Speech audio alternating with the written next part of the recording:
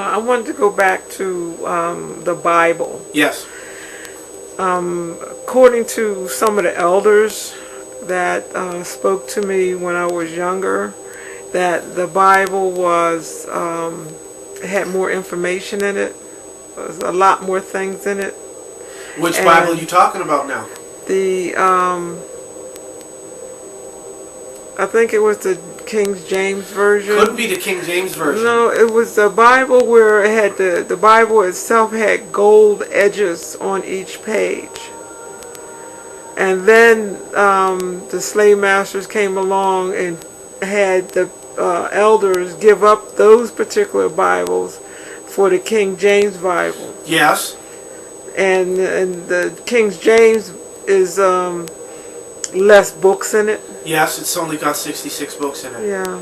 And the reason for that, again, you got to take it before King James. You got to go to the Nicene Council in 325 AD. They took out, again, that's why if you go to the Russian Orthodox Church, they will have books that people have never heard about. The Catholic Bible has books people have never heard about. The King James Version has 66, the Catholic has 72. You have Russian Orthodox, you have Eastern Orthodox, Greek Orthodox, you have different so-called, and all fall under the banner of Catholicism. So don't get fooled by this one's a Lutheran, this one's a Pentecostal, this one's a Seventh-day Adventist, right? That's just splinters of the main whole, right? The original Coptic Christians per se, that's in Egypt. But it's totally contrary to what they're teaching. Because the first thing they're going to have to acknowledge is why, again, like I said in part 1, why is the Vatican got a black Virgin Mary and baby Jesus, and why is the Pope praying to that? If the Pope is Catholic, why is he wearing a Jewish yarmulke, and it's not even Jewish, it's actually Egyptian, because the Egyptian deity Tar, do I have his picture here? Let's see, do I have him here? Okay, I don't have that picture here. But the Egyptian deity Ta is wearing what they call a yarmulke, right? And that was thousands of years, millions of years before Judaism came into existence. Do you follow where I'm coming from? Yeah. So when they call it the Bible, right, Bab El, doorway to El, the thing is, who wrote the book? King James put out his own version because he wanted a divorce and the church was not going to give it to him. So he said, I don't care what the church says, I'm going to form my own church, do what I want to do, and that's it. And then you get into the fact that the Bible was written by who? Was by William Shakespeare. Right. So the story of Jesus and his quote-unquote death, that's nothing more than an act. It was a play. Right. So now, where is the holiness of that? Where is the scriptural significance of that? Where's the divineness in that?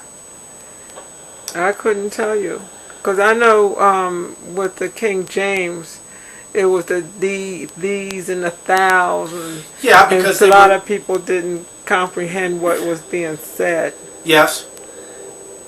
Well, that again, they call it Shakespeare. It was called Shakespearean language. Mm-hmm. Now, others have come out to the point to say that was when you look up thou and thee and thine, that was a code, right, of invocation. So when you look at the whole, don't get misled by the issue of it being a King James version of the Bible, right? Don't get misled by that. The issue is, how is that authentic? And going back to that original question that we ended off in part 1, which was dealing with what is the significance of the Ten Commandments. We read the Secret Treaty of Verona, and in there it talks about this was a deal that they made to consistently push the Catholic religion. A lot of these Moors again are saying Islam, Islam. They can't even spell it right. They spell it wrong. They don't speak the Arabic, and then on top of that, they don't even realize that the Islamic religion, right, or the Mohammedans of today, that was created by the Catholic Church. Mm-hmm. You can't get you know where the world's largest library is, right? In Alexandria. No. The Vatican. Oh, that's right. You're correct. The Vatican has the world's largest library, and it's also a bank. Right? That was admitted to in part 2 of the Angels and Demons, which was the sequel to the Da Vinci Code. Right? That's why the Vatican's having problems now, because they've been laundering money for the mafia and washing money. And then they said they're making too much money, and they said they're violating the European tax code, because they said if you're doing this for religious purposes, you should not be having like 2,300 schools, all this land and all this stuff, and then you're saying you're claiming it under religious grounds. They said, no, that's a business. I said, oh, they're finally waking up. Right. You know what I'm saying? Yes. And then on the next, as we touch on that subject, there's this book called The Aquarian Gospel of Jesus. And I picked out this is what it's known as the Circle 7, the Holy Quran. This is where excerpts came out. Now, here's another issue. This copyright was done in 1906, or 1907 by Eva S. Dowling and Leo W. Dowling. This is the book, right? The Aquarian Gospel of Jesus the Christ. Can you see that? Yes.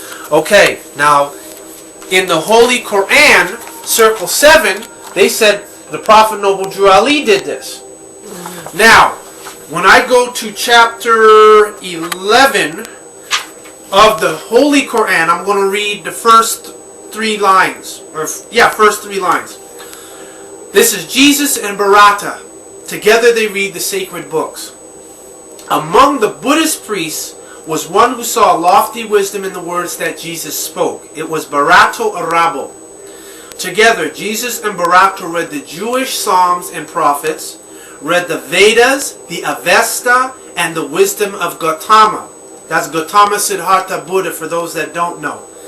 And line 3, and as they read and talked about the possibilities of man, Bharata said man is the marvel of the universe. Now, when I go to this is in chapter 32 of the same Jesus, the Aquarian Gospel of Jesus the Christ. This is chapter 32, page 69. Let's see, what I just read was on page 18 of the Circle 7 of the Holy Quran by Drew Ali.